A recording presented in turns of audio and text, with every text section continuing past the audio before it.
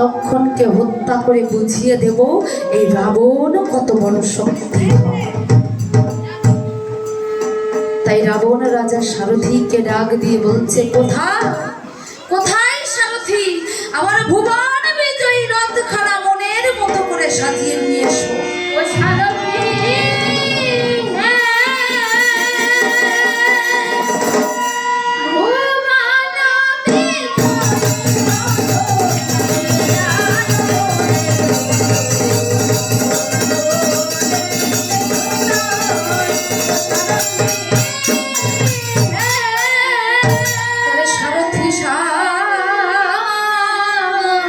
বলে রাজা ডাকে ঘনে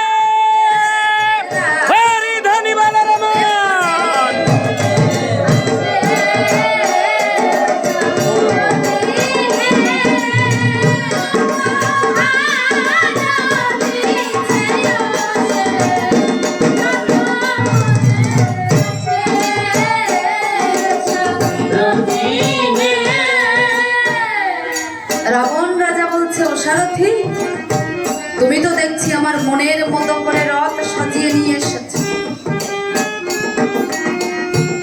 এবার আমার বানের মন্দির থেকে তুমি বান নিয়ে এসো।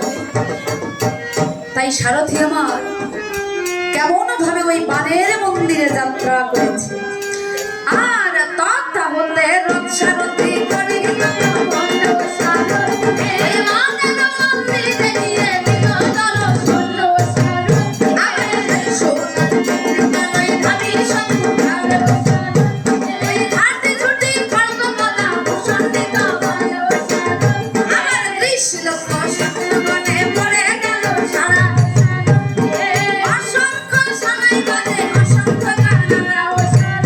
আবার সৈন্যগণের পদ ভরে ওই গগনে মাঠে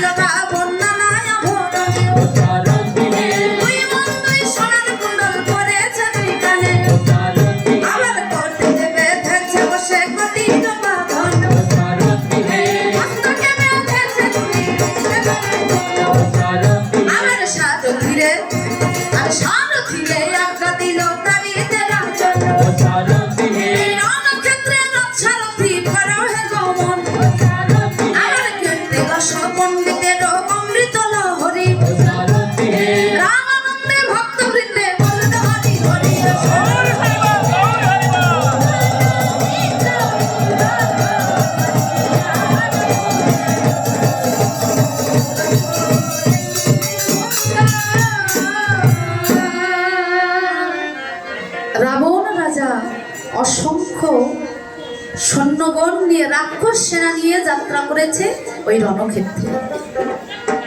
রণক্ষেত্রে প্রবেশ করেই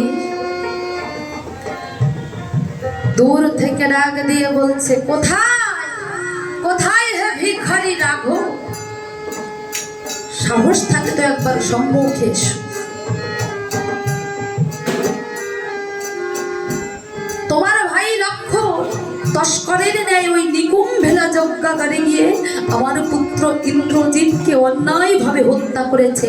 তাই আজ আমি ওই লক্ষণকে হত্যা করে বুঝিয়ে দেব এই রাবণ কত বড় শক্তিধর।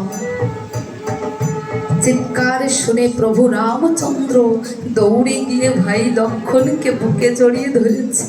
ওরে ভাই, ওরে ভাই লক্ষণ, চল ভাই আমরা দেশে ফিরে যাই। ও ভাই, এই বলে এসে আমি আমার সীতাকে হারিয়েছি, আর আজ যদি আমি তোকে হারিয়ে ফেলি আমার এ দেহে যে প্রাণ থাকবে না রে ভাই। তাই চল ভাই আমরা দেশে ফিরে যাই, ওই জানকী উদ্ধারে আমাদের আর কাজ না।